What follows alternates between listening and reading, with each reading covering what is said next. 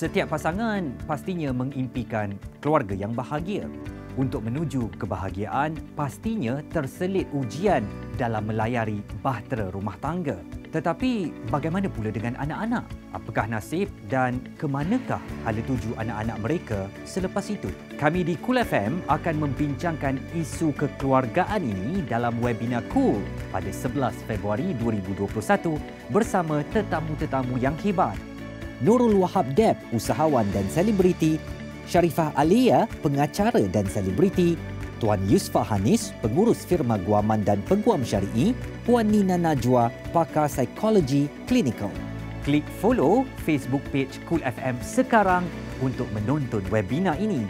Dan anda berpeluang untuk menang wang tunai daripada Cool FM.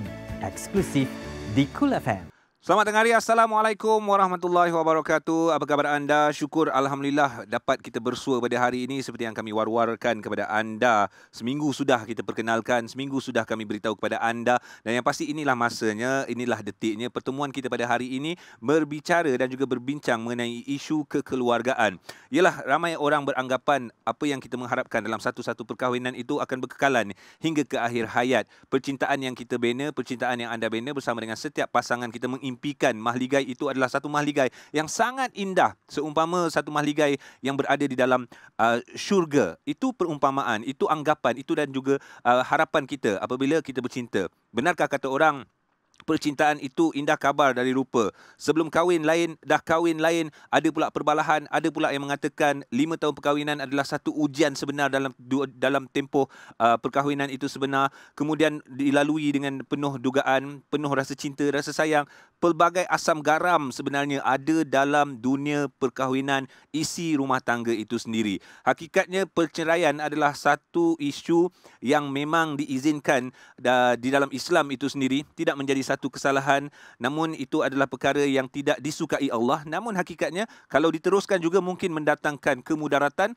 Penceraianlah adalah jalan yang terbaik. Dan kalau kita bercerita tentang isu penceraian itu sendiri, kita memikirkan kalau keadaan kita ataupun suasana penceraian dalam satu-satu keluarga itu tidak membabitkan anak-anak, saya rasa isu ini tidak berpanjangan. Okey, tiada zuriat ketika itu. Namun perbezaan yang sangat ketara apabila penceraian itu berlaku dan ada zuriat, ada hasil percintaan anda di antara pasangan suami isteri. Mungkin seorang anak, 2 orang anak, 3 orang anak. Janji itu adalah anak anda berdua. Hakikatnya topik perbualan kita pada hari ini sangat-sangat menarik untuk kita bincangkan bersama. Mungkin anda yang menyaksikan kami di ketika ini berkata, tak ada kena-mengena dengan aku. So buat apa aku nak tengok? Benda ni dah berlaku, aku nak lupakan. So buat apa aku nak tengok? Dan saya percaya ini merupakan satu intipati dan juga info yang sangat-sangat bermakna. Kita tak menyangka apa yang akan bakal berlaku di masa hadapan. Moga semuanya berjalan dengan lancar, dirahmati, dilindungi oleh Allah Subhanahu Wa Taala. Namun hakikatnya jika ini berlaku di sekeliling kita, circle kita ataupun ada sahabat-sahabat kita mungkin mengalami situasi ini, berpisah, mengalami masalah penjagaan anak dan juga sebagainya. Jika anda bersama dengan kami dalam webinar Cool, insya-Allah 1 jam ini, segala persoalan mungkin dapat membantu menangani dan juga menghadapi situasi tersebut. Topiknya ialah penceraian, ke mana anak ataupun ke mana arah anak-anak apabila ibu bapa bercerai. Itu dia. Ke mana arah anak-anak apabila ibu bapa bercerai. Namun sebelum itu, izin mengucapkan jutaan terima kasih kepada anda yang sudah pun menonton. Silakan boleh share ramai-ramai Facebook kami. Kerana jika anda like dan follow Facebook page Cool FM, kemudian anda share siaran live webinar Cool FM ini sebanyak 5 kali di Facebook profile anda. Nantikan juga soalan-soalan yang akan ditanya sepanjang siaran webinar Cool ini berlangsung. Jawab pula soalan-soalan berperaduan di ruangan komen webinar Cool ini sendiri. Anda akan membawa pulang wang tunai berjumlah RM100. Baiklah, kita ada 4 tetamu, 4 panel kita yang akan membincangkan tentang isu perbualan kita pada hari ini. Topik yang sangat menarik, penceraian, ke mana anak-anak kita, apa hak anak-anak kita. Dari tadi saya dah berborak bersama dengan keempat-empat mereka. Mereka ada profesional di bidang masing-masing. Sebentar tadi pun kita dah perkenalkan kepada anda siapakah tetamu-tetamu kita. Sekali lagi, saya nak perkenalkan kepada anda yang menyaksikan kami secara live di Facebook Cool FM. Kita bersama dengan Tuan Yusfa Hanis. Assalamualaikum Tuan, sihat, apa khabar? Waalaikumsalam warahmatullahi. Alhamdulillah Tuan, sihat. Jadi sihat saya sihat, Alhamdulillah. Nampak gaya kita ni dah bersedia tuan. Sebab kita berdua je lelaki hari ni. Yang lain semua perempuan. Dan wanita kita pada hari ini, mereka mempunyai suara yang sangat lantang untuk berbicara tentang isu ini. Baik, kita terus bersama dengan tetamu kita seterusnya. Saya baru je mengenali beliau lebih kurang 2 jam yang lalu. Puan Sharifah Alia. Selamat tengah hari. Assalamualaikum. Waalaikumsalam warahmatullahi wabarakatuh. Lea. 2 jam plus 8 tahun, 9 tahun, 10 tahun. Allahu Akbar. Sharifah Alia memulakan karier pengacara ya. Okey, karier pengacaranya awal usia 14 tahun. Betul ya? 14 tahun dah jadi pengacara. Betul. Allahu Akbar, lagi lama daripada saya. Mempunyai diploma dalam pengajian Islam, Islamic Study, pernah menjayakan bermacam watak dalam filem, antaranya Idola, Trauma, Pontianak Harum Senang Malam, Diary Romeo, Majika, Man Laksa. Dan pada tahun 2006 memulakan kerjanya sebagai seorang penyampai radio. Ketika itu Lea seingat saya lah, Lea berpasangan dengan seorang jejaka yang sangat kacak di Johor. Itu seingat saya. Itu sedikit sebanyak mengenai Sharifah Alia. Dan seterusnya kita nak perkenalkan kepada anda, tak lain tak bukan Puan Nurul Wahab. Selamat tengah hari. Assalamualaikum Puan Nurul. Selamat tengah hari. Hai Ji. Yalah, handsome lah tu. Paling handsome di dunia. Alhamdulillah. Terima kasih banyak-banyak. Kiranya tempias membasahi jendelaku, itulah air mata yang menitis di pipiku. Itu antara lirik lagu. Salah lirik tu. Tak apalah. Janganlah betulkan. Nampak macam bukan penyampai radio pula. Lagu yang mempopularkan silakan. Nurul dalam industri hiburan negara kita Malaysia. Seorang penyanyi yang tidak asing lagi, menghasilkan album pertamanya seawal usia 17 tahun. Ada 7 album solo, dikenali dengan lagu-lagu hit Kerana Terluka, Cinta Azali, okey, mempunyai 3 orang cahaya mata yang bernama Ayu Nazira, Zakri dan juga Rafael. Dan kita bersama dengan pakar psikologi klinikal, mendapat ijazah Master of Clinical Counselling Psikologi di IIUM Gombak, merupakan klinikal psikologi di Pusat Pakar Psikologi Jiwa Damai, telah berkhidmat di Jiwa Damai hampir 2 tahun. Puan Nina Najwa, ataupun lebih senang dengan panggilan Najwa saja, boleh Najwa? Boleh. Dalam usia yang boleh dikategorikan masih lagi muda, belum 30 tahun pun, memilih bahagian kaunseling psikologi ini sebagai satu kerjaya beliau sendiri. Dan yang pasti, untuk tidak membuang masa, sebab tadi saya dah banyak sangat berborak bersama dengan tetamu-tetamu kita, ini adalah satu isu. Ini adalah satu topik dan saya percaya kalau diperdebatkan di mahkamah, ini adalah antara isu yang paling hangat diperkatakan, iaitu isu mengenai hak penjagaan anak-anak. Ada yang minta izin nak jumpa anak sendiri pun susah. Ada yang ditetapkan waktu, boleh 2 jam sahaja, boleh 1 hari saja. Jadi isu-isu ini, benarkah ianya wujud? Benarkah ianya berlaku? Kita bersama dengan Tuan Yusfah Hanis. Jadi sebenarnya Tuan Yusfah sebagai seorang peguam yang bersama dengan kita pada hari ini, mendapat kelulusan daripada Universiti Malaya dalam jurusan Ijazah Sarjana Muda Syariah Undang-Undang Kepujian. Mula beramal sebagai seorang peguam syar'i sejak 2006 lagi. Membuka firma guaman sendiri iaitu melalui nama Tuan Yusfah Imran Associate tahun 2009 dan merupakan perunding keluarga Islam, perunding wasiat, hibah dan juga faraid. Tuan Yusfah, terus saja kita nak bercerita tentang ini isu. Saya nak tanya, adakah ini isu? Perbualan topik yang pertama, adakah ini isu Tuan Yusfah tentang hak penjagaan anak-anak? Ini adalah satu isu yang paling besar dalam di mahkamah syariah terutamanya, berkaitan dengan pasangan-pasangan yang bercerai. Baik. Dan sama ada perkara ini diselesaikan sebelum perceraian tersebut berlaku ataupun selepas perceraian tersebut berlaku. Itu isu yang paling besar, melibatkan emosi dan melibatkan perasaan dan sebagainya antara ibu ataupun antara suami isteri itu sendiri dan juga terhadap anak-anak. Jadi nak mengelakkan perkara-perkara ini menjadi lebih buruk kesannya, utamanya kepada anak-anak. Jadi mahkamah ini adalah ditubuhkan adalah untuk menyelesaikan ataupun untuk melicinkan perjalanan ataupun apa yang dia nak buat selepas perceraian berlaku berkaitan dengan hak jagaan anak-anak ini. Adakah susah ataupun senang sebenarnya jika perundingan itu dilakukan sebelum penceraian tentang penjagaan hak anak-anak? Apa pandangan daripada seorang peguam?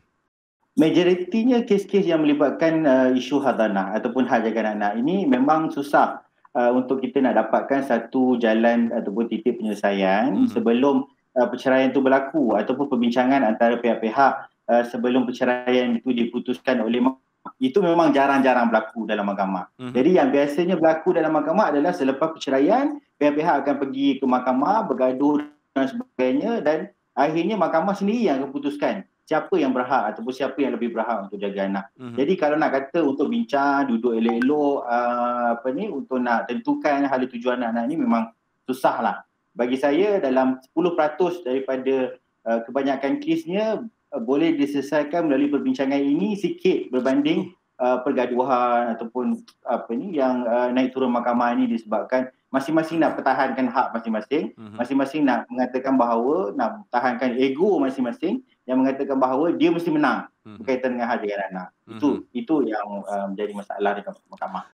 Saya rasa ini berkait rapat dengan psikologi jugalah kan. Bila sebut tentang psikologi, Puan Nina Najwa adalah pakar psikologi klinikal yang mendapat ijazah Master of Clinical Counselling Psychology di IIUM Gombak, merupakan klinikal psikologi di Pusat Pakar Psikologi Jiwa Damai sekali lagi dan telah berkhidmat di Jiwa Damai selepas hampir 2 tahun. Dan Najwa, apa agaknya kesan-kesan psikologi yang terjadi kepada anak-anak dan stage umur berapa sebenarnya anak-anak ni dah boleh menerima kesan-kesan tersebut? Adakah sukar untuk mereka menerima apabila lumrah di luar melihat ibu bapa lain bahagia, kasih sayang yang didapat, mereka mungkin dapat kasih sayang yang sama daripada ibu dan juga ayah walaupun dah berpisah, tapi tidak sama waktu. So dari segi kesan psikologinya bagaimana, Najwa? Okey, terima kasih AG. Okey, jadi untuk kesan psikologi, dalam psikologi kita melihat kepada 3 faktor ya. Faktor emosi, faktor tingkah laku dan juga faktor kognitif lah. Kognitif tu kita pemikiran ya. Jadi sejujurnya banyak kajian yang menunjukkan bahawa kesan-kesannya lebih kepada kesan-kesan negatif yang memberi kesan kepada anak-anak tersebut, terutamanya bila konflik itu berlaku di hadapan anak-anak sendiri, anak-anak jadi confused dan sebagainya. Jadi dari aspek emosi, kebanyakannya anak-anak mula merasa sedih, mula merasa marah, kecewa dan sebagainya dengan perpisahan ibu bapa tersebut. Okey, ada juga anak-anak yang mungkin akan blame diri mereka, menyalahkan diri mereka kerana mungkin sebab saya ibu bapa ni bergaduh. Kerana mungkin pergaduhan tersebut dilakukan di hadapan anak-anak, jadi anak-anak dengar apa yang kita gaduhkan dan sebagainya ya. Okey, itu dari segi emosi. Dari segi tingkah laku, kajian menunjukkan perbezaan tingkah laku antara anak lelaki children kanak-kanak lelaki dan kanak-kanak perempuan berbeza. Baik. Untuk kanak-kanak lelaki dia lebih eksplisit, lebih terang sikit. Mereka akan menunjukkan kesan mereka dari penceraian tersebut dari segi drop out daripada sekolah. So ponteng sekolah, cope dengan berkawan dengan kawan-kawan yang mungkin sebenarnya tak pernah pun kawan dengan kawan-kawan macam tu. Berkawan dengan kawan-kawan yang mungkin mengambil pengambilan alkohol, rokok, dadah dan sebagainya. Dan mereka juga akan tunjukkan tingkah-tingkah laku yang reckless atau kita panggil yang luar kawalan. Berbeza dengan perempuan, kajian menunjukkan perempuan lebih dalam, dia makan dalam sikit. So anak-anak perempuan ni dia akan menunjukkan dari segi macam murung, sakit perut, pening kepala, sikit-sikit sakit. Lepas tu tapi dia tak cakap sebenarnya saya sedih. Emosi dia tu sebenarnya saya kecewa, saya sedih. Macam tu Tapi dia akan tunjukkan benda-benda yang lebih tidaklah terlalu obvious sangat. Itu kanak perempuan. Okey. Tapi Najwa, itu kanak-kanak ataupun anak-anak yang dah bersekolah, yang dah faham mak bapak dia sedang bergaduh, yang dah faham mak bapak dia tak sayang antara satu sama lain, bertegang urat dan juga sebagainya. Adakah kanak-kanak dari segi baby ataupun anak-anak kecil yang belum faham apa-apa, ada kesan impact pada tubuh badan mereka? Sebab saya ada kenal seseorang, penceraian berlaku dan apabila anak dia meningkat dewasa, anak dia terbantut pembesarannya. So bila ditanya, emosinya terganggu, kerana itu pembesaran dia pun tidak seiring. So apa kesan pada anak-anak? Ya, memang memberi kesan seawal. Macam kita cakap aspek emosi. Anak ni lahir je, emosi dia pun dah wujud ya. Okey, jadi apa yang kita boleh ambil langkah adalah, apa yang kita boleh belajar daripada sini, yang mana kanak-kanak ni walaupun kita rasa dia tidak faham, dia tidak boleh bercakap lagi, dan mungkin dari segi kognitifnya tidaklah perkembangannya tidak seiring, tidaklah faham dan sebagainya, tetapi mereka absorb ya. Mereka dengar. Dan kalau kita tahu kanak-kanak seawal usia setahun sudah mula belajar, they learn through modeling, atau kita panggil mereka belajar melalui model.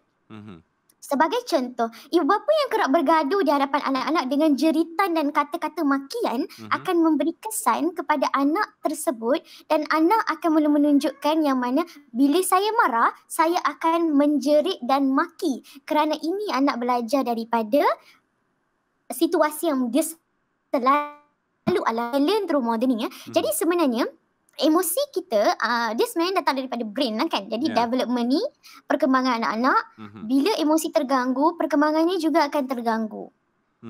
Okay. So walaupun anak tu masih kecil, seawal usia, jadi jika kita sudah mula penceraian ni, dia lah kahwin terus nak bercerai, bukan macam tu. Dia akan ada perkembangan yang begitu lama, dan benda tu dah jadi sikit-sikit. Jadi anak tu walaupun dia tak faham dan sebagainya, dia belajar daripada situ. Emosi juga akan memberi kesan, dan juga tingkah laku dan juga pemikiran mereka ya.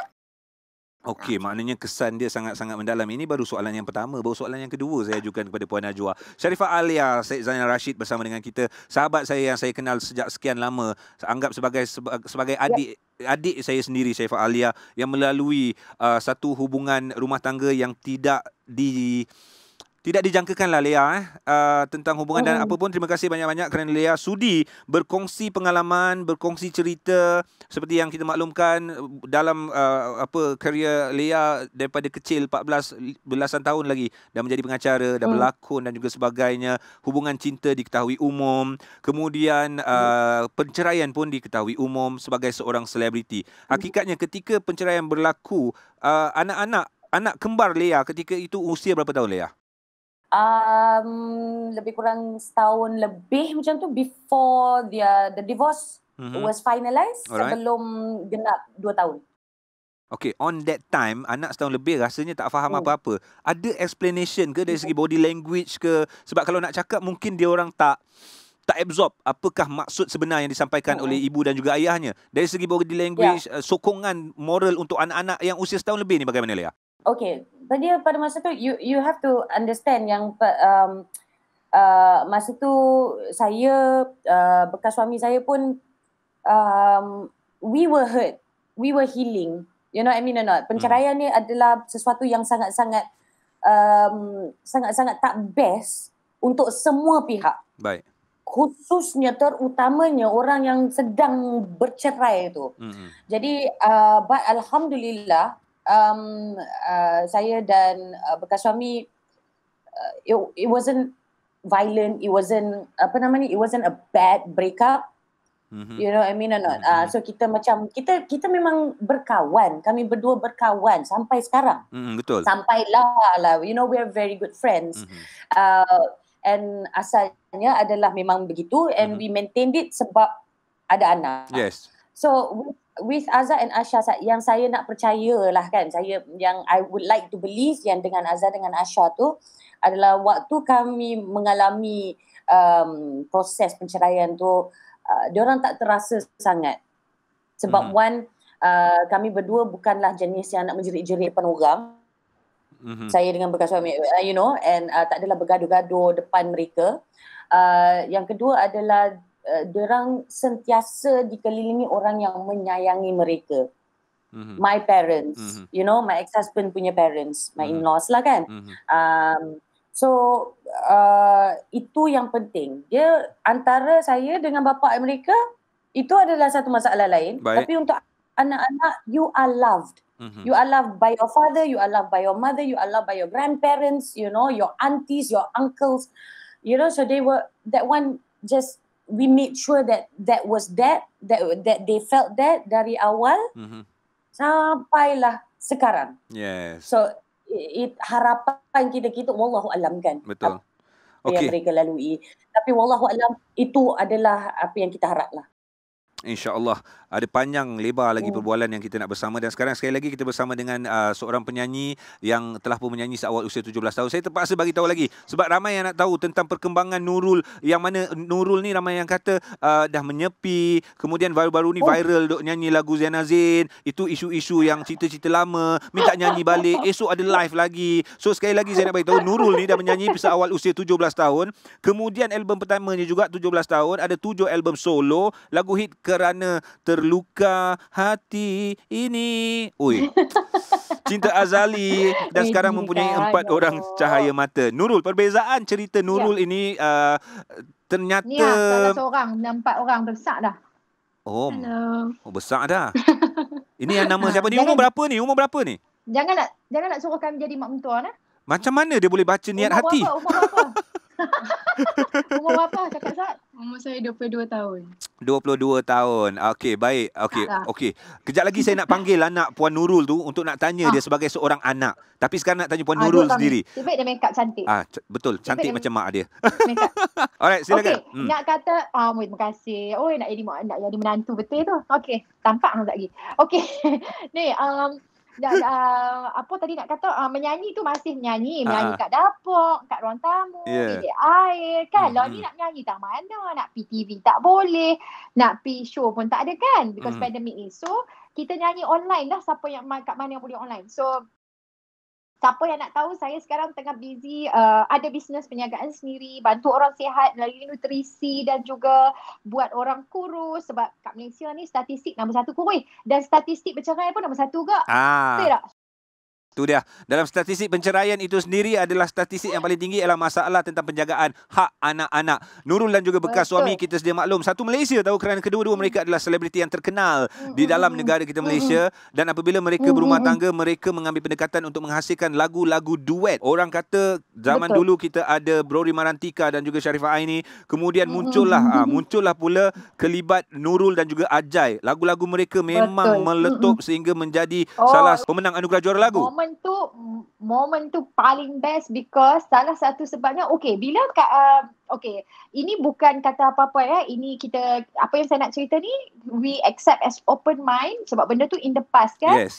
Bercerai pun dah 14 tahun, kedua-duanya dah berkahwin, kami semua aman, Ajai aman, saya aman, hidup masing-masing ya, kami okey. But back to that moment masa buat duet tu, bila kita ni kadang-kadang berkahwin, kita terlupa yang sebenarnya kita karakter lelaki dan perempuan ni masa bercinta, jatuh cinta tu kadang-kadang, especially kalau umur muda, sebab saya kahwin umur 19 tahun dan Ajai 21 tahun. So dalam keadaan tu, situasi tu kita rasa kita lonely and everything, mak bapak jauh, tiba-tiba jumpa rasa macam orang ni baik lah, dia boleh jaga aku, especially kita perempuan So bila kita dah berkahwin tu, tiba-tiba kita rasa karakter berbeza rupanya. Bila dah kahwin duduk sebumbung baru tahu kan. So dalam pada masa tu dari segi psikologinya saya kata dia ni boleh menyanyi, dia bakat yang sangat bagus Ajai ni. Dia ada keunikan dia sendiri, composing, boleh menyanyi sekali. So saya kata why don't kita buat duet.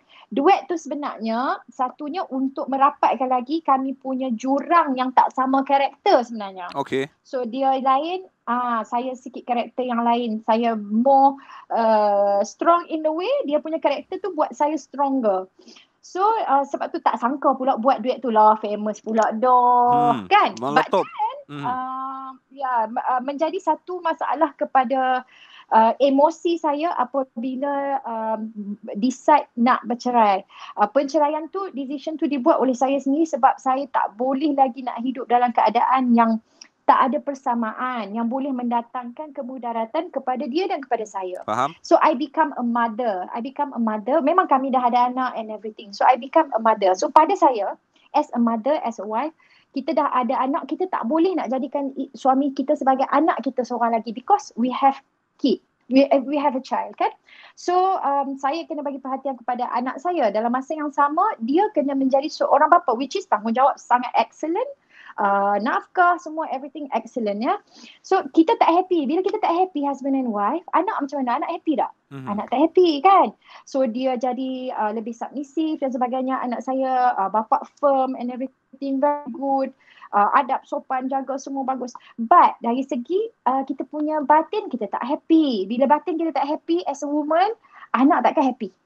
So I took the decision sebab saya tak boleh nak tipu diri saya tak boleh tipu kat anak saya. Okay. Ketika itu anak usia berapa tahun, Nurul? Ayu 1 tahun petang, Ayu 7 tahun setengah. Maknanya Ayu ingat semua sekali, Ayu everything Ayu ingat lagi, very clear lagi dalam fikiran Ayu? Certain things lah, tapi mak ayah saya when it comes to talking about this, they try their best to not cakap depan saya. Apabila mereka sedang berbincang tengah plan perceraian tu, afterwards baru kita sit down face to face and mak bapak saya explain lah apa yang sedang berlaku pada masa tu. Ayu ada rasa ada satu insiden je lah Ayu ternampak yang mak bawa beg keluar. Ingat lagi? Jangan remind. Jangan remind. Okey. Suruh Ayu ke tepi. Nak tengok ada suara Aziz. Tak apa, okey. So now, of course dalam perjalanan tu bila kita nak ni tu kita kena heal diri kita tu. Itu keadaan saya. Tapi kan keadaan tu kita nak meninggalkan tu, yang ditinggalkan pun terasa terseksa kan. So keadaan tu sangat-sangat tegang. But saya fikir satu je.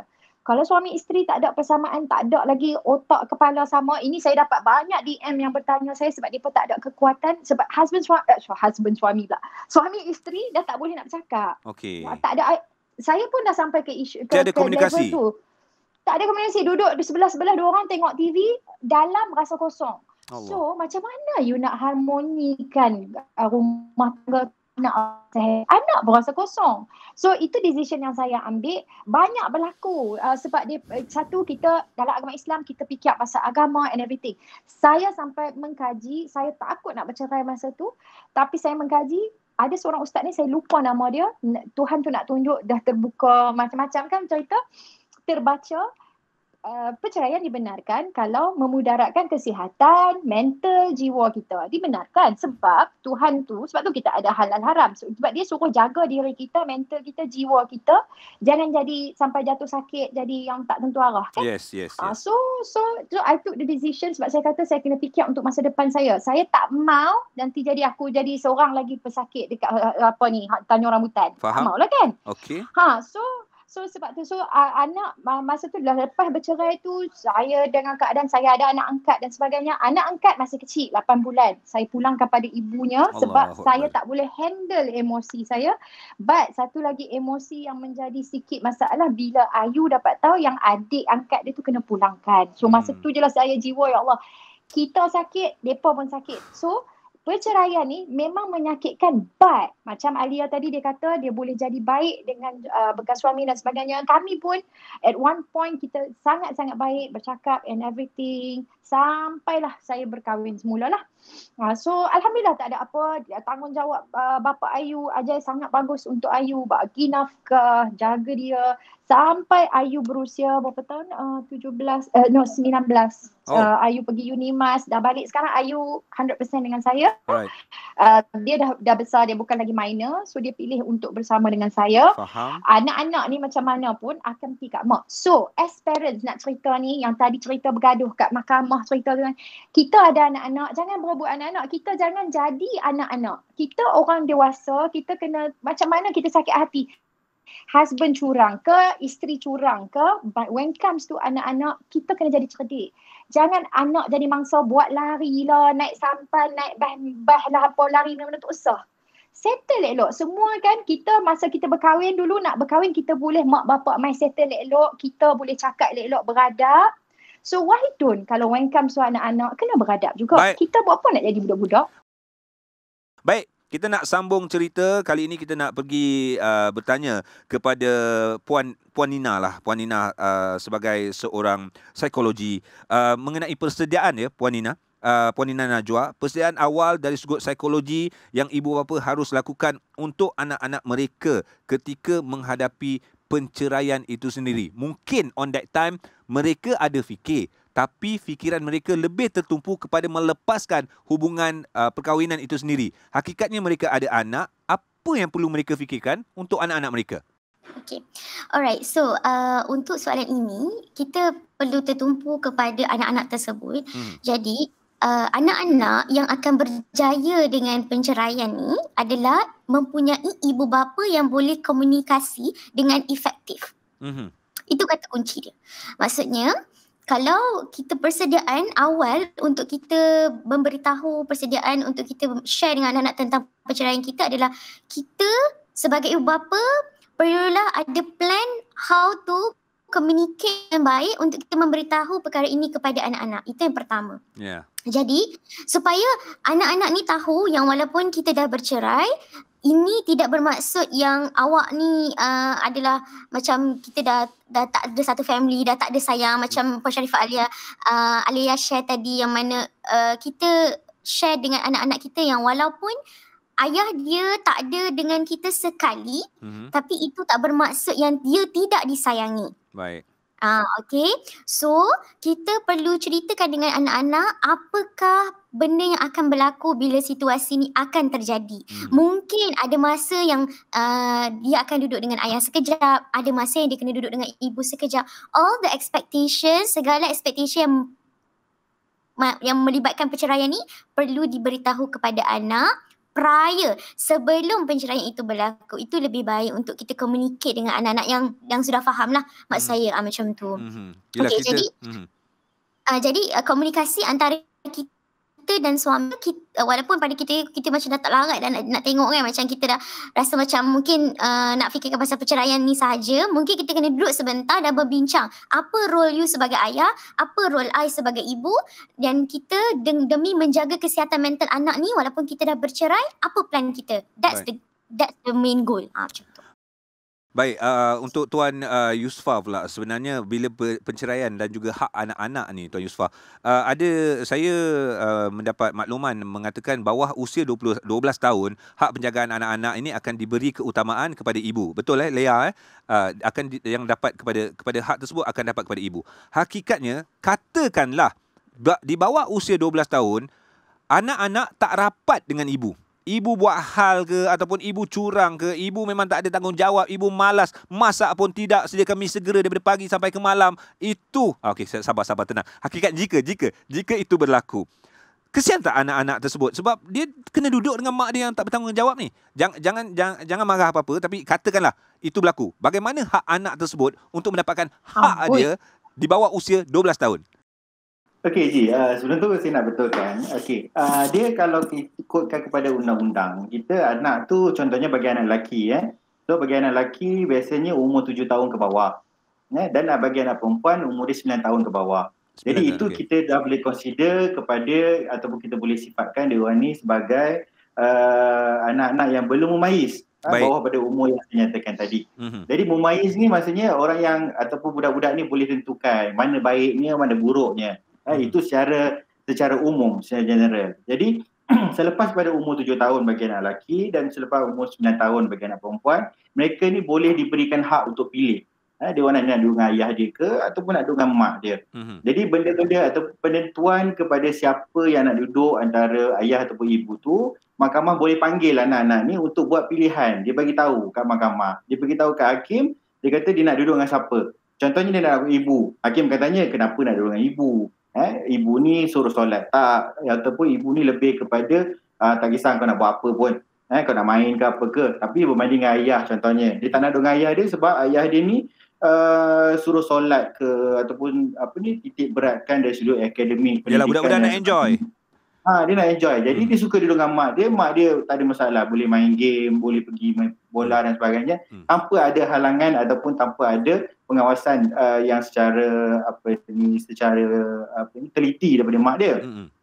Jadi selepas daripada umur memayis tu, dia orang ni boleh ada hak untuk pergi mahkamah ataupun atas dia kan biasanya kalau kita umur anak 7 ataupun 9 tahun yang dah umur memayis ni, dia orang akan cakap, katakan dia tak selesa duduk dengan mak dia. Dia kan bagi tahu ayah dia, ayah saya tak boleh duduk dengan mak ni sekian. Yes. Mak ni keluar kerja ataupun pergi kerja balik malam, saya kena makan sendiri. Saya kena masak sendiri. Ada juga kes-kes yang melibatkan macam tu. Jadi bila diketahui oleh salah satu pasangan, sama ada, saya tak kata ibu, mungkin ada yang duduk dengan bapa. Jadi kalau katakan isu tu dia dipanjangkan kepada salah satu pasangan, jadi salah satu pasangan ini berhak ataupun dia ada authority untuk difailkan kes dekat mahkamah, dan dimohon kepada mahkamah, ya Arif, saya mohon untuk dia dipanggil ke mahkamah untuk dia tentukan siapa yang dia nak duduk dengan mak dia ke ataupun nak duduk dengan ayah dia. Itu hak dia yang mahkamah boleh benarkan mengikut kepada undang-undang yang telah peruntukan yang kita boleh ikutlah. Jadi bila jadi perkara begitu, jadi tak ada istilah ataupun tak ada isu berkaitan dengan kesian anak ni dia duduk dengan mak dia walaupun dia tak suka. Kesian anak ni duduk dengan ayah dia walaupun dia kena pukul dan sebagainya. Itu antara senario-senario yang berlaku dalam mahkamah. Jadi bila berlaku perkara-perkara macam tu, mahkamah boleh tentukan, mahkamah boleh keluarkan perintah dan mahkamah boleh mengesahkan bahawa apa pilihan anak ini, adakah pilihan anak ini betul-betul betul ataupun tidak. Jadi benda-benda macam itu yang akan ditentukan oleh mahkamah ataupun oleh hakim sendiri melalui peruntukan undang-undang dan melalui dorongan oleh peguam-peguam syar'i yang akan bantu pihak-pihak ataupun anak itu sendiri di mahkamah syariah. Ya, maknanya anak-anak tersebut memang mempunyai hak mereka tersendiri kan. Hakim akan tanya, ajukan soalan dan hakim pastinya mereka lebih arif untuk mengetahui, malah body language anak-anak pun sudah terjawab persoalan di situ. Baik, Nurul, ketika perceraian berlaku, anak Nurul berusia 7 tahun lebih kurang.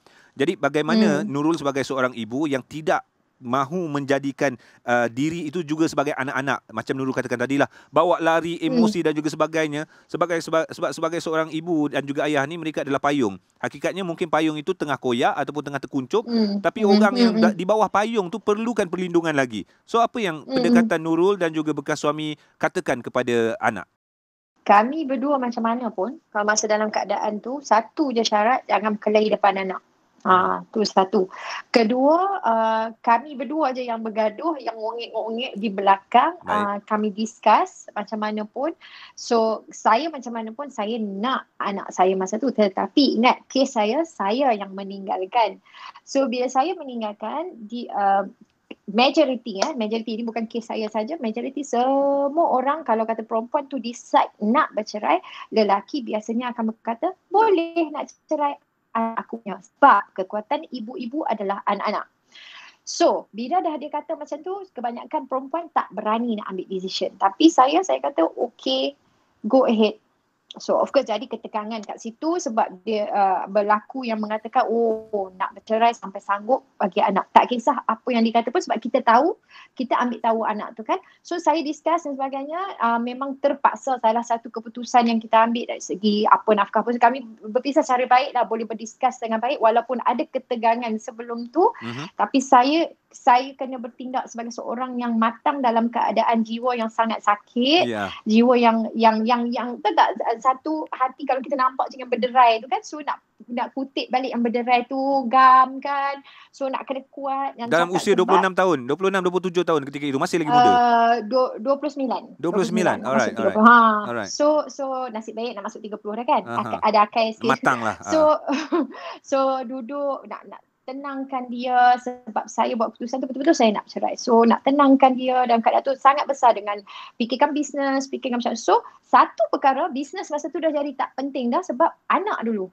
So dia kata tak apalah, dia ambil Ayu, dia jaga. Saya kata okey. So memang ada sampai sekarang saya simpan agreement tu apa semua, memang sebab walaupun anak dah besar apa semua kan, dia jaga dengan baik, bagi pendidikan yang baik dan sebagainya. Dan saya ambil masa tu dah lepas selesai merawat diri saya sebab saya kena sediakan diri saya. Merawat tu maksudnya buat sesuatu yang bagi diri happy, buat sesuatu more pada dari segi psikologi lah. Sebab in 10 years of marriage tu ada perkara yang merosakkan sedikit saya punya minda dan juga jiwa saya walaupun saya seorang karakter yang sangat kuat.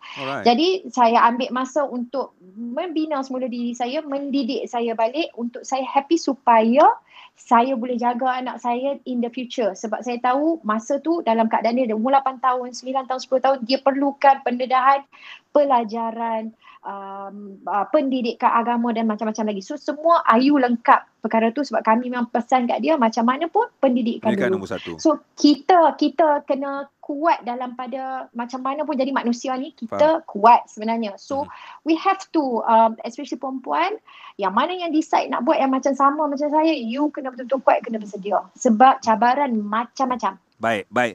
Okey. Especially when come to anak.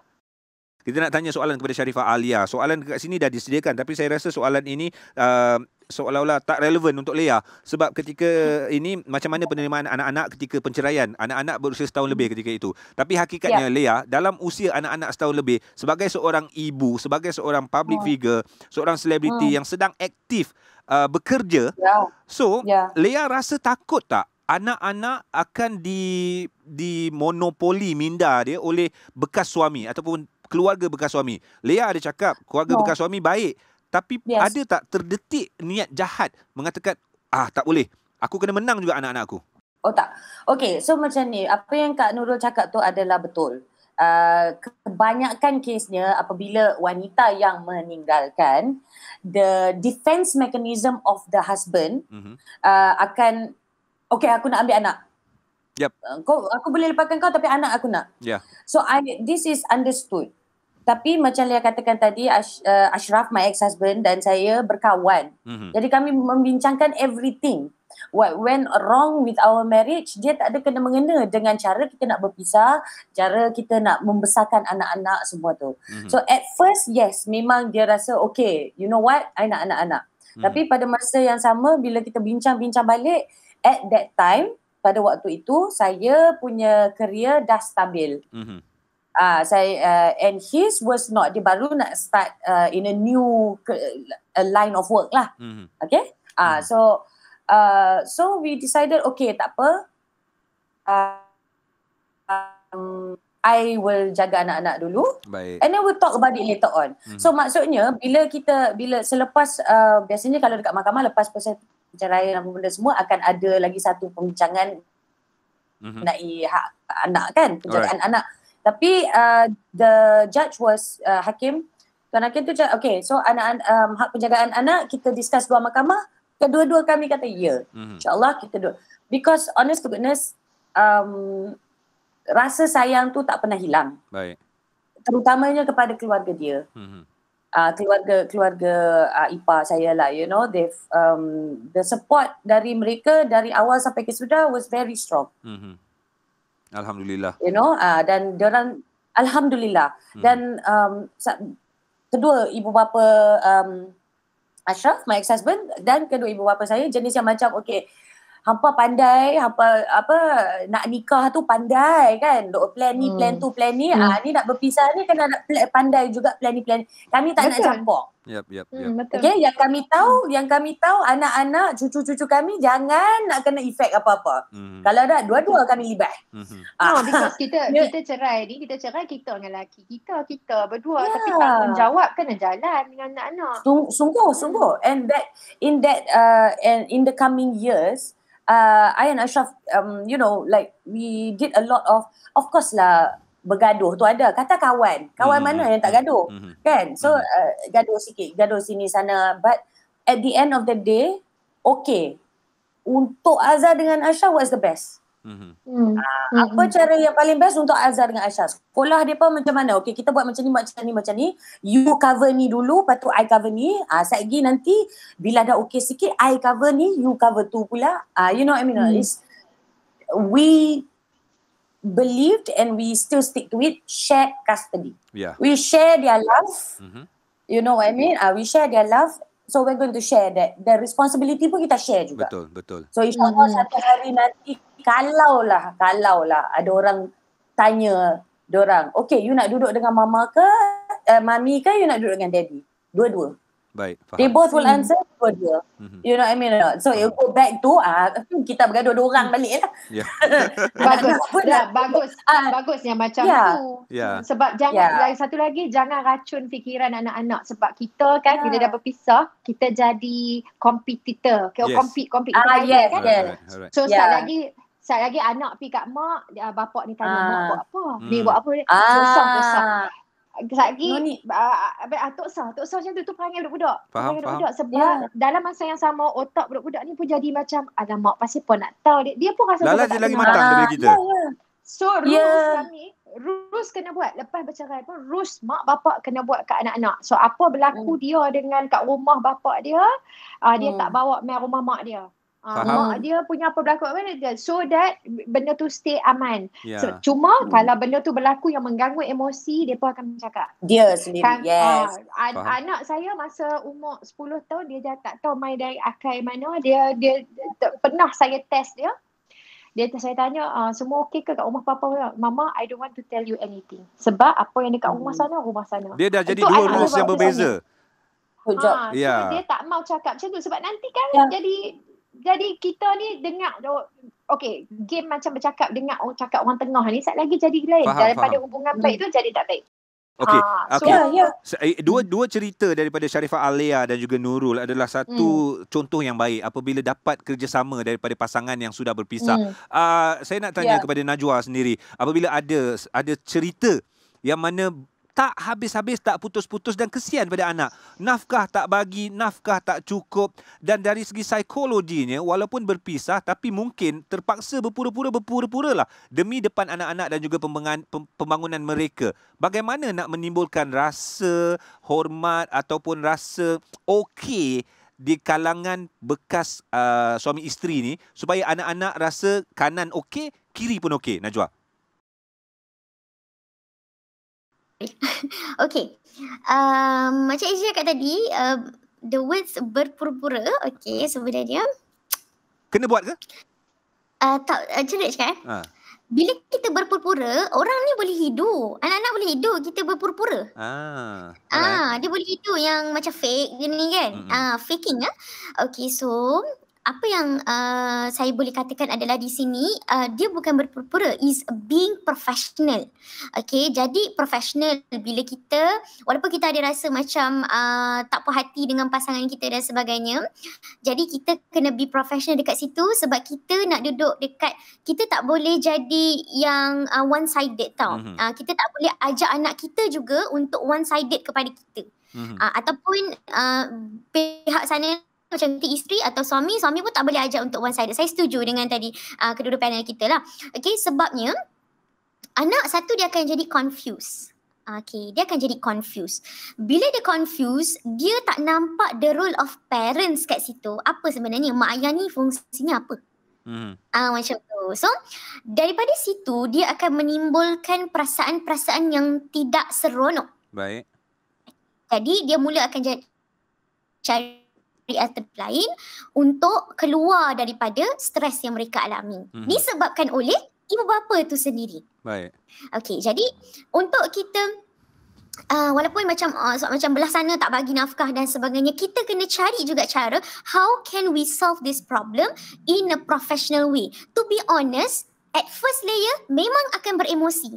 Manusia memang ada emosi. So memang kita akan rasa macam kita akan juggling sendiri dengan emosi kita. Jadi untuk seseorang tu, kalau kita rasa perlukan bantuan dan sebagainya, mungkin perlukan pihak guaman dan sebagainya untuk membantu how can we get nafkah dan sebagainya, ataupun merujuk kepada mana-mana psikologi atau terapis untuk berbincang tentang hal tersebut. Kalau you rasa macam dah tak boleh cope anymore, you need to find and seek help. Dalam masa yang sama, kita kena be professional sebab kita ada seorang lagi, ada manusia lain lagi untuk kita menjaga dan tidak mementingkan diri sendiri. Faham.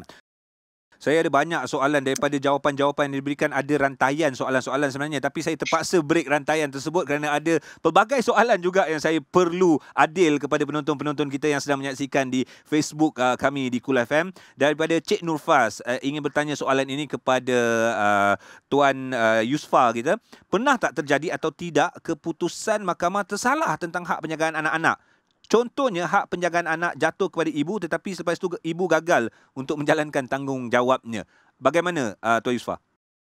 Okey, biasanya kalau katakan isu-isu berkaitan dengan kesilapan, bagi saya mustahil untuk mahkamah untuk menentukan salah satu ataupun keputusan yang dibuat itu tersilap ataupun terhilaf. Itu bahasa mudah kita.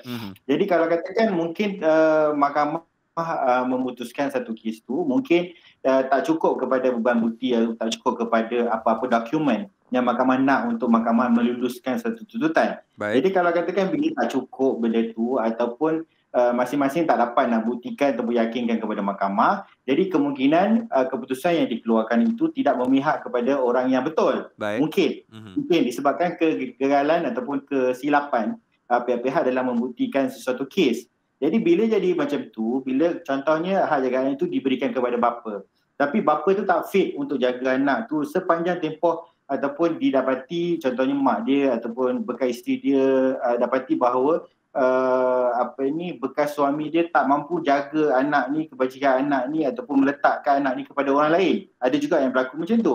Jadi bila didapati perkara-perkara tersebut berlaku, jadi si ibu ataupun bekas isteri dia ni boleh filekan kes dekat mahkamah untuk dalam kes mengubah balik perintah mahkamah yang telah dikeluarkan itu. Jadi tapi ambil masa lama kan? Dia akan ambil masa lama, tapi itu adalah keadilan, itu adalah hak. Jadi kalau katakan dia tak buat satu benda tu, jadi perintah mahkamah tu akan berkuat kuasa selagi mana tidak ada perintah lain yang memutuskan ataupun yang mengenepikan perintah yang sedia ada. Jadi kalau katakan dia tak buat benda tu, jadi perintah mahkamah tu akan kekal sampai bila-bila. Jadi bila dia pergi mahkamah untuk mengubah balik, jadi fakta ataupun dakwaan yang mengatakan bahawa kenapa dia nak ubah dari sudut kegagalan bekas suami jaga anak ataupun bekas suami ni mengabaikan tanggungjawab dia dalam membesarkan anak dan sebagainya, itu fakta ataupun itu yang boleh dikemukakan dalam mahkamah untuk mahkamah tentukan betul ke dakwaan ataupun betul ke apa yang bekas isteri ni cakap untuk dapatkan balik semula hak jagaan yang telah mahkamah putuskan.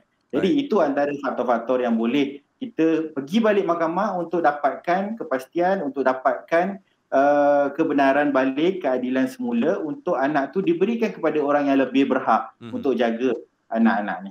Faham? Okey, saya tertarik dengan pendekatan yang dibawa oleh Nurul. Apabila ada soalan ni, saya terfikir pasangan bercerai mesti ada hal.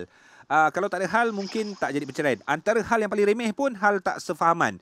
Kan? Blur dan juga sebagainya. Tak boleh hidup lah kau ni. Aku nak kena orang aktif. Contoh. So, Puan Nurul, saya nak tanya bercerita tentang hak penjagaan anak-anak. Pasangan buat hal. Ini tak kisahlah. Ini secara general. Pasangan kau dah buat tai tau. Dah buat hal. Betul, okey. Kita gunakan bahasa macam tu. Pasangan kau dah buat hal ni. Dah teruk sangat ni. Tapi kau kena juga bagi hak tersebut untuk anak kau duduk dengan ayah dia. So kita tahu ayah dia memang buat hal. Tahu mak dia memang buat hal. Tapi hak anak tu kena bagi juga pada dia. Macam mana nak mengelakkan mentaliti untuk jadi anak-anak ataupun jadi geram marah tu boleh hilang disebabkan anak-anak. Marah tu nak bagi hilang kan. Sebab anak-anak ni satu individu lain walaupun dia daripada kita. Dia ada otak dia sendiri, dia ada karakter dia sendiri tau. Dia ada emosi dia sendiri. Emosi tu boleh terbentuk daripada mak bapak. So, kalau kata sekali pun pak dia ke mak dia ke buat hal ke, ni orang lain lah. So, kita tak boleh nak marah kat anak kita. Memanglah anak tu anak daripada bapa yang buat hal tu, tapi anak tu tak buat hal apa pun daripada kita. Selalunya, kalau orang jiwa yang tenang, akal yang panjang, dia tahu diri dia tahu membezakan anak tu adalah satu individu, dia takkan buat apa-apa. Tetapi ada orang yang masalah sedikit, dia tak boleh kontrol emosi dia, mental sikit jadi kaput, dia pukul anak-anak sebab marah kat bapak tu, sebab bapak tu curang. Bapak tu yang curang. And by the way, kalau kena tinggal anak tu dekat bapak tu yang pernah curang tu, kita mak bapak ni nak didik anak kita takkan suruh anak kita buat yang kita buat salah. Okay. Majority. So, saya, macam kes saya, sebab saya meninggalkan dia rasa macam kecewa, saya tak mau dia rasa kehilangan sangat, dia minta nak jaga Ayu, saya bagi. Saya bagi sebab dia tak rasa absence tu. Dan by the way, saya percaya dari segi adab, dari segi pendidikan, Ajai seorang yang sangat-sangat orang kata sangat-sangat square lah. Orang French kata kari, tahu tak? Maksudnya kari. Macam dia betul-betul. Bukan kari. Oh, bukan kari. Lapor tengah hari kari. So saya percaya dia part tu walaupun ada beberapa isu berlaku apa semua, tapi kita kena cari pasal apa benda tu berlaku. Alright. Itu saya lah. Benda tu berlaku sebabnya kami tak ada persamaan, sebab tu dia terjatuh hati ke orang lain ke, apakah itu hak diri dia. Walaupun kita dah suami isteri, kita masih ada hak atas emosi dan pemikiran kita. Ini boleh bercakap macam ni bila dah lepas belajar. Betul. Kan? So kita kena bertanggungjawab atas apa yang kekurangan kita tu. Ini untuk perempuan sebab saya faham banyak perempuan yang laki buat hal, you all tak diterima dan sebagainya, marah, aku berkorban macam-macam. But look back. Kena tengok kat diri kita, apa kurangnya kita. Kalau rasa kita dah buat the best, everything, sedekahkan apa yang dah kita buat the best kat dia tu. Sebab lepas daripada tu, Tuhan tu bagi macam-macam. Itu daripada pengalaman cakap nah. So jangan berperang. Anak-anak yang first dulu, kalau sekali pun bapak dia kena jaga, kita bukan terus tak boleh ambil. Kita ada kan timing-timing. Saya dulu ambil weekend, saya dulu ambil weekdays. Lepas tu yang selainnya dekat ajar dan sebagainya. So ada timing-timing juga. So guna masa yang sebaiknya dengan anak tu. Walaupun kita bercerai mak bapak, tapi anak tu adalah satu emas, diamond kita untuk future. So yang tu yang kita kena didik. Diamond hampa nak ke diamond hampa hilang, orang curi tak mau kan. So kita tak mau, kita kena gilap diamond tu. So to me tak apa, bapak tu tak akan ajak anak tu buat jahat. Dan kita nak bertanya kepada Sharifah Alia sendirilah, anak-anak membesar dan pastinya saya terkagum melihat Lea datang ke datang berjumpa saya dan juga isteri bersama dengan isteri bekas suami. Rapat, ketawa-ketawa. Oh ya. Kan? Yeah, we went to your restaurant. Yeah, so saya honestly saya terkejut. Lea datang dengan siapa? Ini wife Ashraf. Lepas tu budak-budak. Tu budak-budak. Okey. Adakah itu akan menimbulkan confuse kepada anak-anak? No, not confusing at all. Mama is mama. Mummy is mummy. Alright. So apa pendekatan? Okey, kita biasalah. Kita tak nak anak kita pergi kat mak orang. Kita tak nak. Kita ni mak kandung ni. Tiba-tiba sayang tu dekat mak bini, isteri, ayah. So macam mana Lea? Itu dia berbalik kepada diri sendiri sebenarnya. I'm always like that. You make your bed. You deal with it lah. So kalau lah misal kata anak-anak saya, you bayangkan satu hari nanti anak-anak you sendiri, anak-anak yang you pegang dalam perut, you angkat dalam perut 9 bulan, lepas tu you beranak dengan segala potong, dengan segala sakit, dengan segala bagai. And then one day down the line, they say, you know what, I don't want to be with mommy, I want to be with mama. Whose fault is that? Mummy. Exactly. Alright. So you know what I mean or not? If I sendirilah. You know, mama is mama, mommy is mommy. Of course, you must treat mama with love and kindness. She is your father's wife. She is your stepmother. You know, you live in the same house. You must support each other.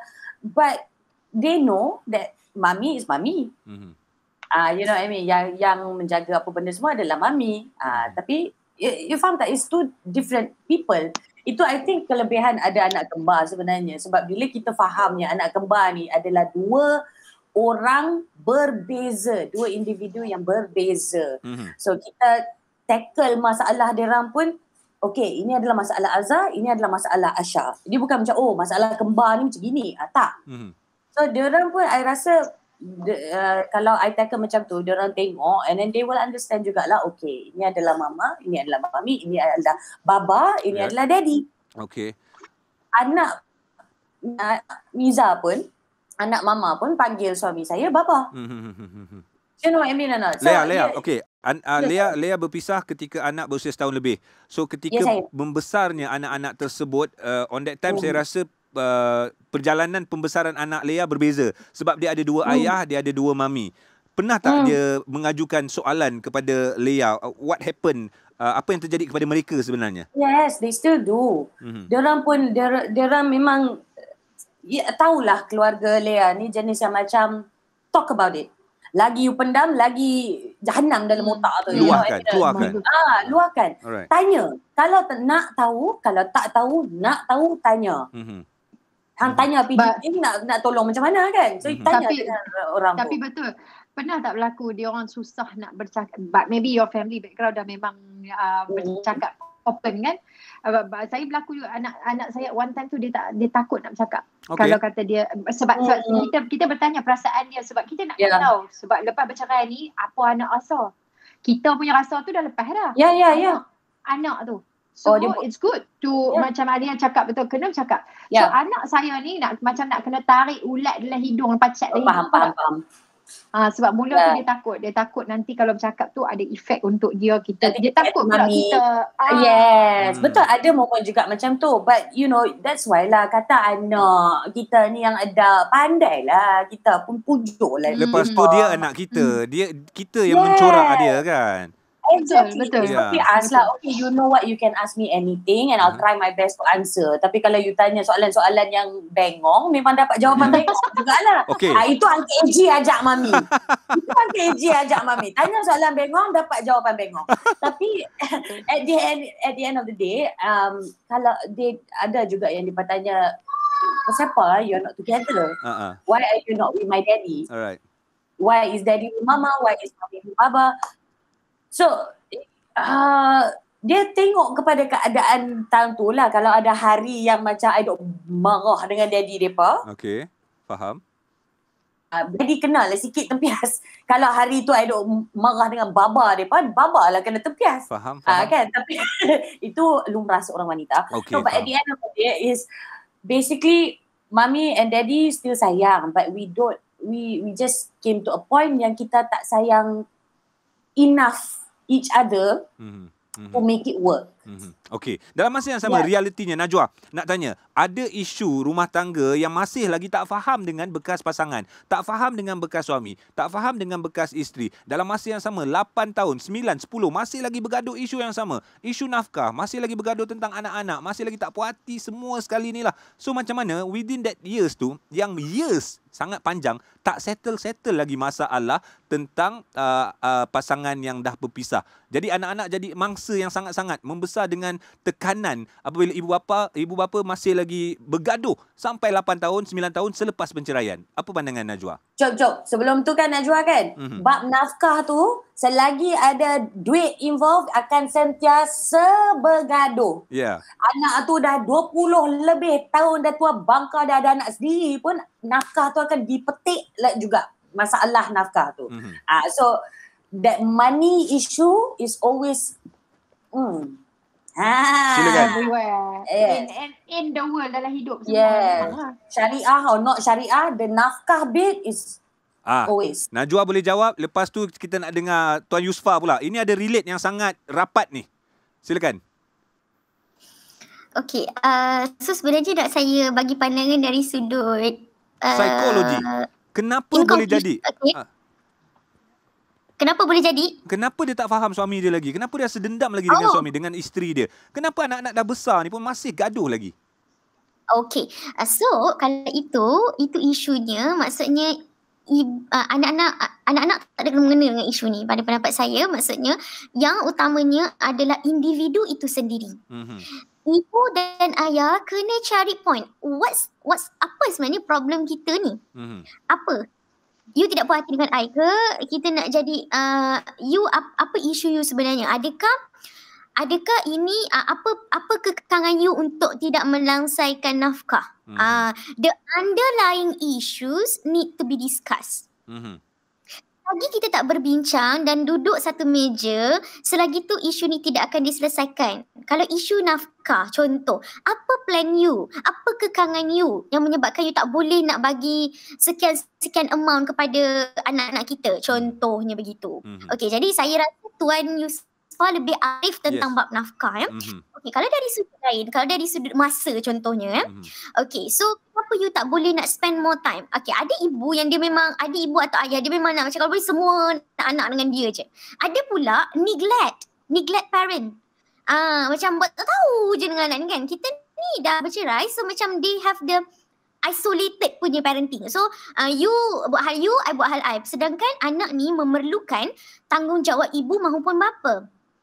Jadi benda tu kita kena kenal pasti. And the consequences memang akan bagi kepada anak-anak itu sendiri. Dari segi emosinya, dari segi tingkah lakunya, anak jadi pening dan sebagainya, dan boleh menyebabkan, kalau ia tidak dibendung ia boleh menyebabkan kepada penyakit-penyakit mental, sebagai contoh kemurungan, kemurungan, anxiety dan sebagainya. Boleh menyebabkannya.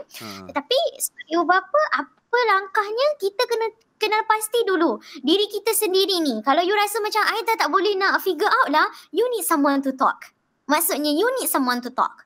Okay, jadi kalau nak berbincang, bukan berbincang dengan orang yang memang maksudnya macam orang yang ada one sided tau. Contoh macam ada ahli keluarga kita yang memang dia akan menangkan kita. Kita dah tahu dah dia memang akan belahkan kita. Jadi itu bias. Kita tak boleh berbincang dengan orang begitu. I'm looking And I really glad yang kalau masyarakat boleh seek for professional help, kita berbincang dengan orang yang professional supaya ada pendapat yang tidak bias di situ. Macam tu. So each other kena kenal pasti apa isu ni and how to solve it. Kadang-kadang lelaki yang mana yang geram ke apa semua kat bini dia ke apa kan, bila kata dia dah lepas kata cerai tu, dia akan cakap buat apa aku nak bagi duit kan, buat apa ni, hang tanggung sejari padan muka. Dia nak bagi kita padan muka. Itu satu lagi banyak berlaku. Dia nak lelaki, saya tak tahu apa kata Encik Yuspa, saya salah sebut nama lagi, jadi Yuspa pula dah. Bukan Yuspa, tak apa. So kadang-kadang dia banyak ada kes yang macam tu kat mahkamah, yang kadang-kadang dia tak mau bagi sebab dia nak bagi padan muka. Dan lagi satu, dia rasa dah bukan tanggungjawab dia, hang nak tinggal aku. Ini kes kalau yang macam saya yang meninggalkan, dia rasa macam hang nak tinggal ni padan muka, hang ambil berapa nak minta duit aku. Pernah tak banyak dah berlaku macam tu. Ya, benda tu memang sentiasa berlaku kat mahkamah. Terutamanya kalau katakan Kiki yang contohnya, kalau katakan dia dah bercerai, lepas tu dia ada pasangan baru. Ini kita reserve lah untuk orang yang baik atau pasangan-pasangan yang boleh communicate dengan baik kan. So bila katakan dia dah kahwin dengan pasangan lain, boleh pula dengan pasangan baru ni macam-macam dia peruntukan. Dia bagi macam-macam baru. Tambah-tambah ada anak dengan pasangan baru ni. Isu dia adalah hati.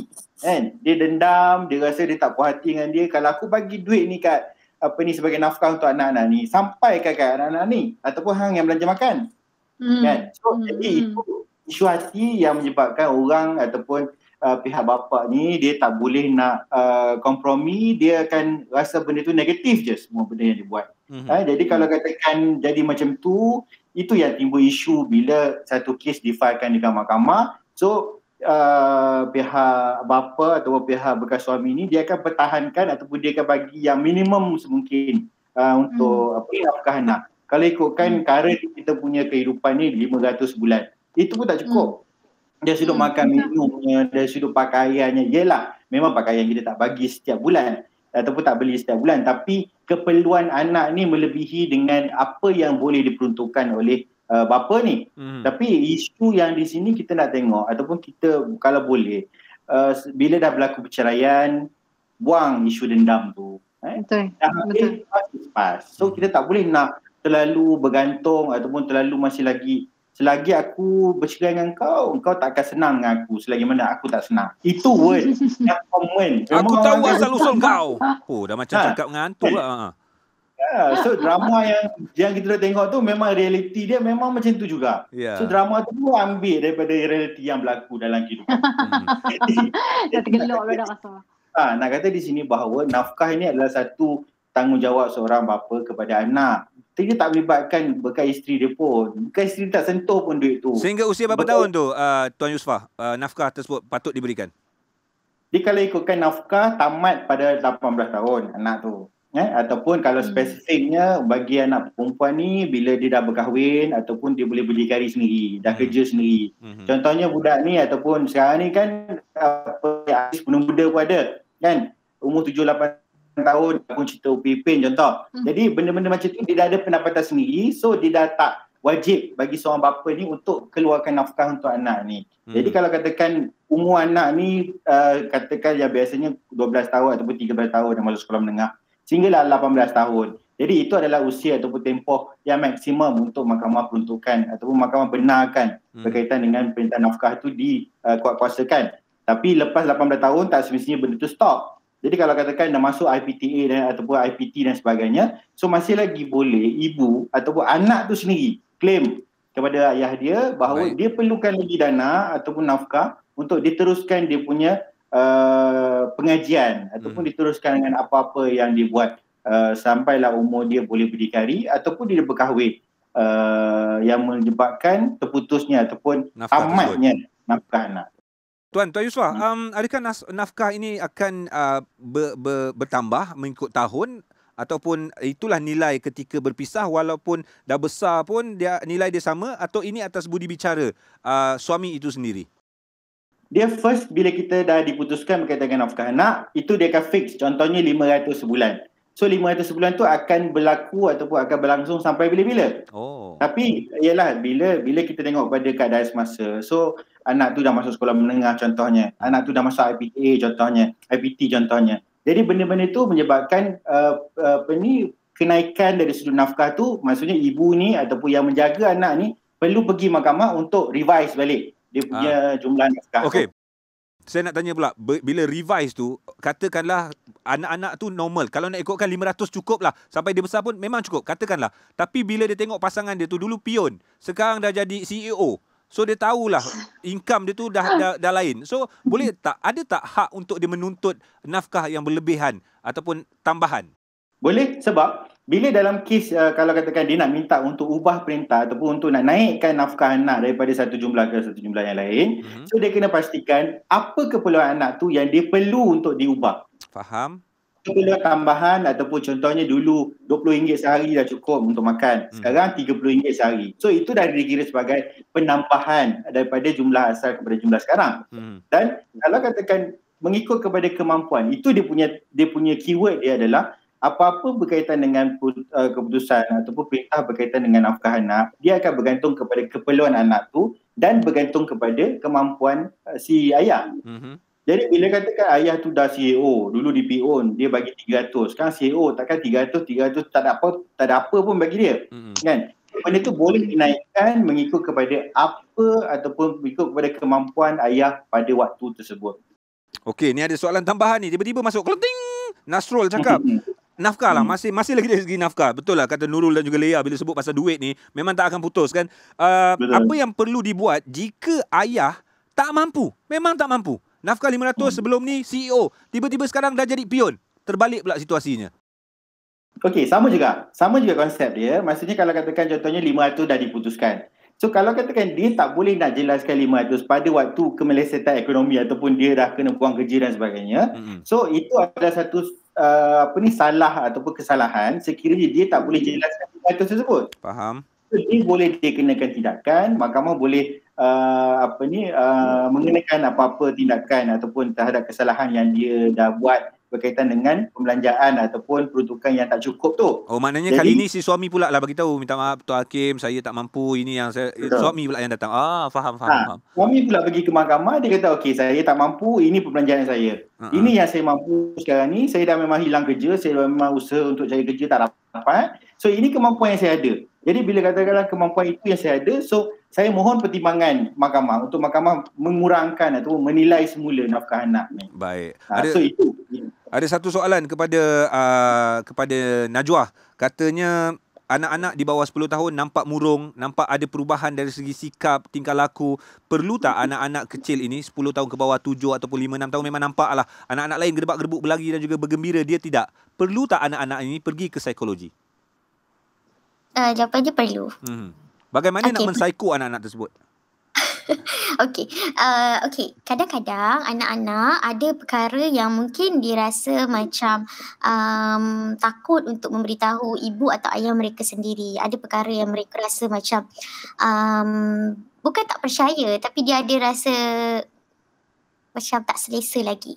Dan sebenarnya when it comes to kids, even the intervention bila kita sebagai psikologis, bila kita duduk dengan kanak-kanak pun itu antara satu cabaran, kerana kanak-kanak ni dia ada potensi untuk tak nak berkongsi lah, diam macam tu.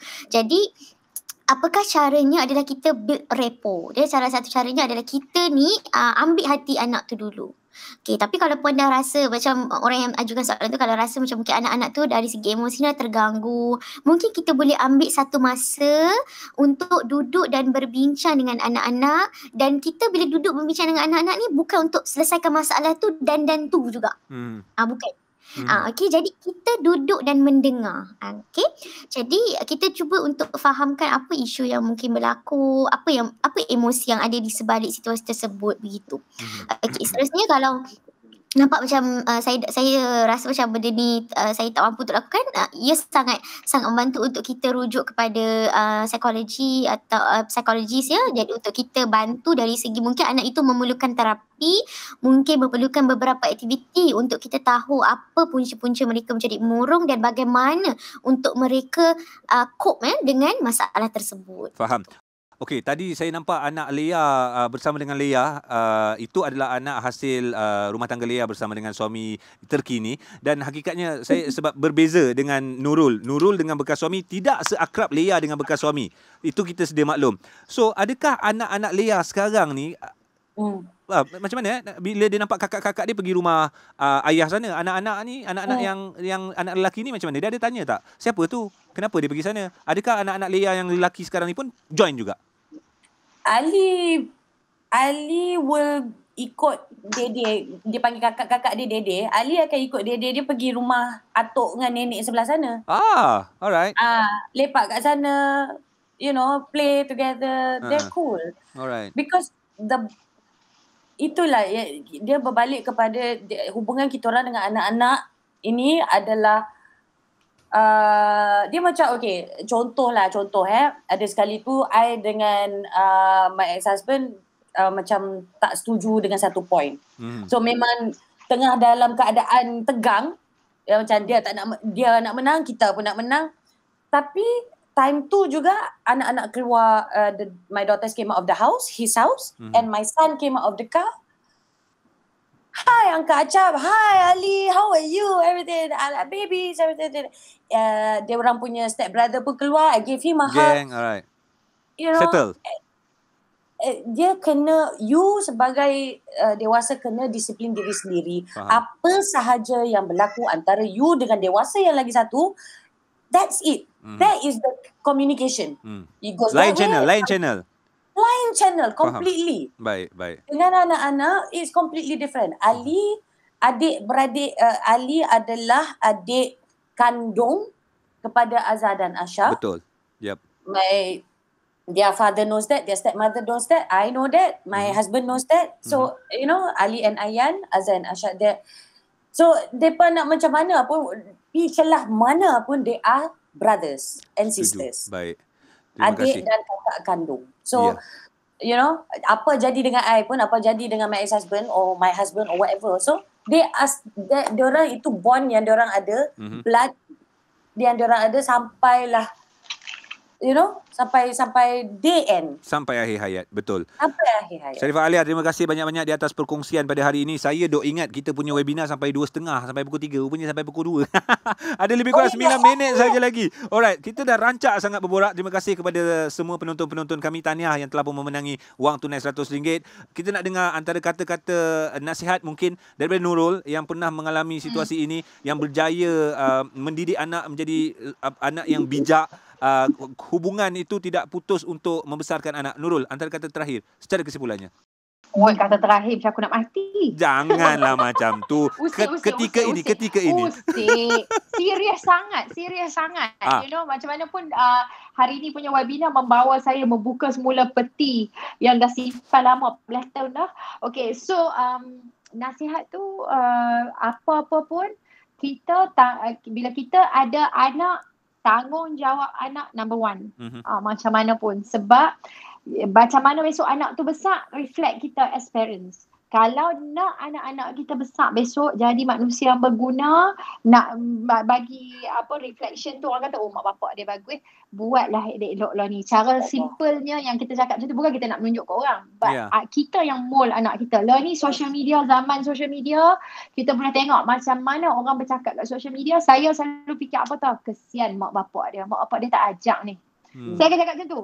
So, kita bercerai ke, tak bercerai ke, tak bercerai lagi lah kan, tak apalah. Yang masalah sekarang percentage lebih besar pada orang, anak-anak yang mak bapak bercerai. So, mereka ni perlukan lebih perhatian. Macam mana kita marah kat pasangan kita sebab menyebabkan kita kecewa, kita bercerai dan sebagainya. Anak itu bukan tanggungjawab anak kita. Tanggungjawab kita untuk jaga emosi anak tu dulu. Satu.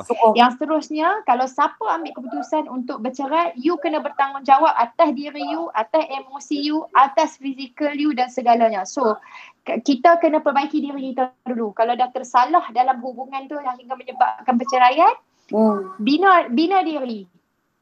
Tok Sah duk berdendam, Tok Sah nak cerai lah buat macam mana? Awak tak percaya kan? Kata jodoh rezeki semua kat tangan Tuhan. Awak tak dia bercerai tu kalau dia tak izinkan berlaku, tak juga berlaku kan?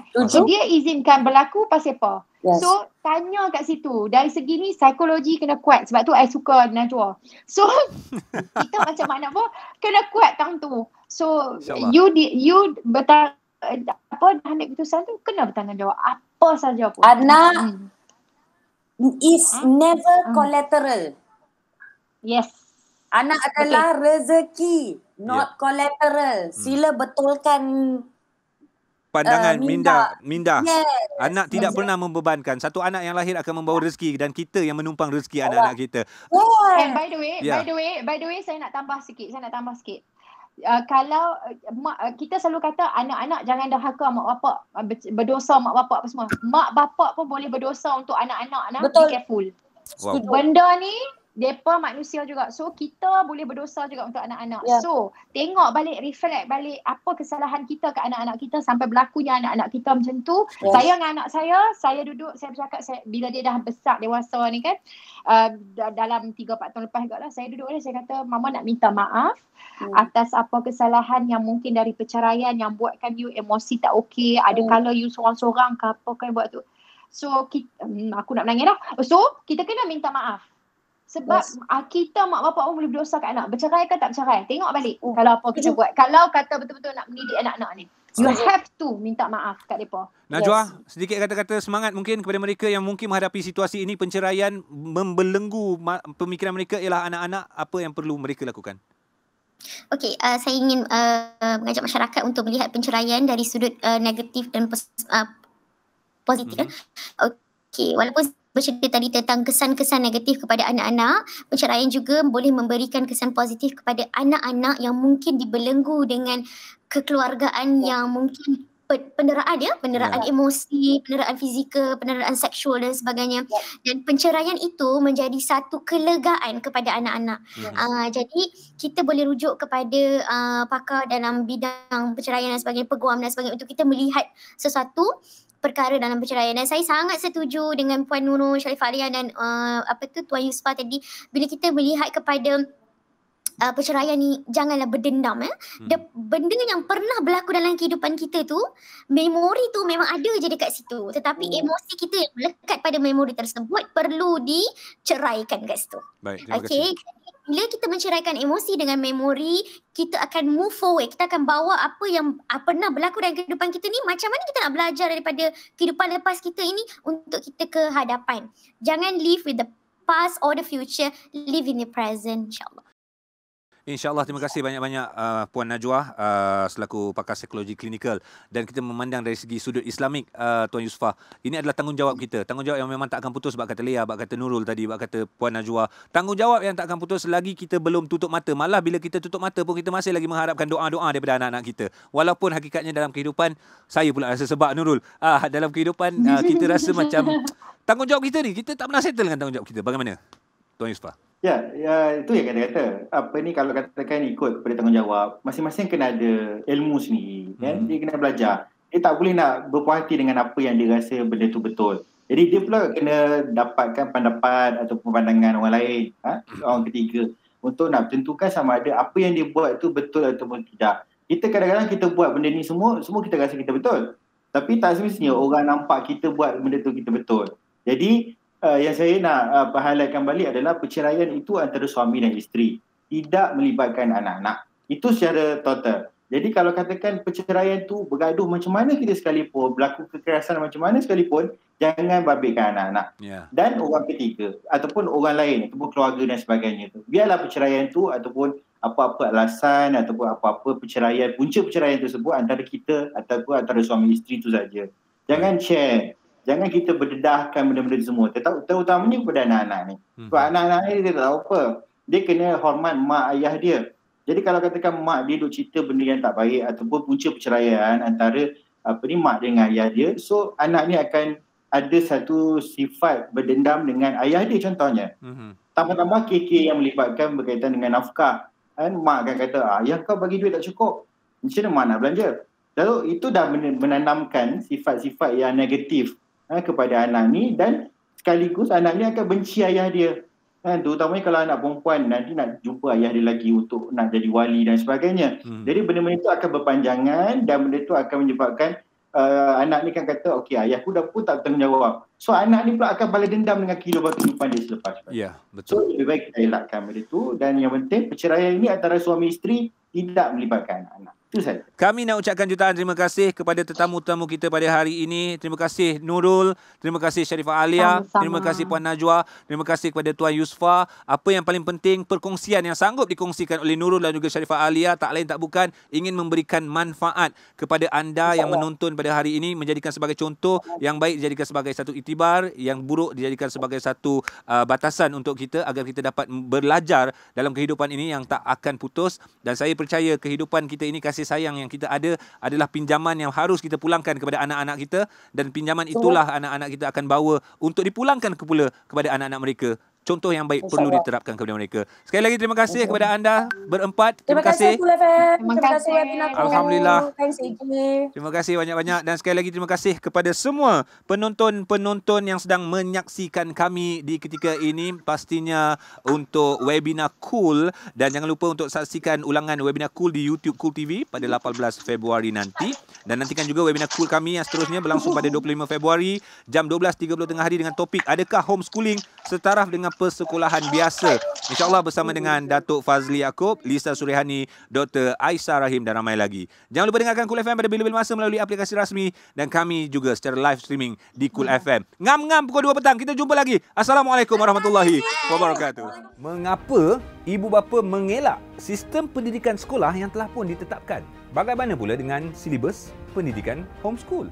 Adakah pembelajaran homeschool ini setaraf dengan pembelajaran sekolah biasa? Segala persoalan berkenaan dengan homeschooling ini akan kami bincangkan di webinar Cool. Tonton webinar Cool pada 25 Februari 2021 bersama tetamu-tetamu yang hebat. Datin Lisa Surihani, pelakon dan pengacara. Datuk Fazli Yaakob, chef selebriti, penyanyi dan usahawan. Dr. Aisyah Rahim, ibu kepada 4 anak yang melalui pembelajaran di rumah. Mudah, pantas dan anda berpeluang untuk memenangi wang tunai bersama kami di Cool FM. Klik follow Facebook page sekarang untuk menonton webinar Cool eksklusif bersama Cool FM.